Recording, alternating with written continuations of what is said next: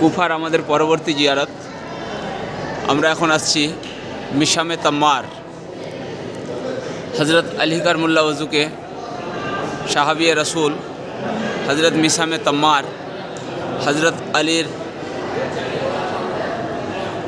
নামে নামি ইসমে গরামি এবং ওনার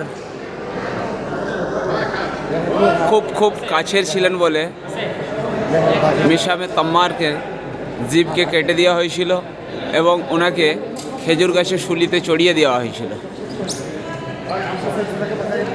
খেজুর গাছের শুলিতে চড়িয়ে দেওয়া হয়েছিল।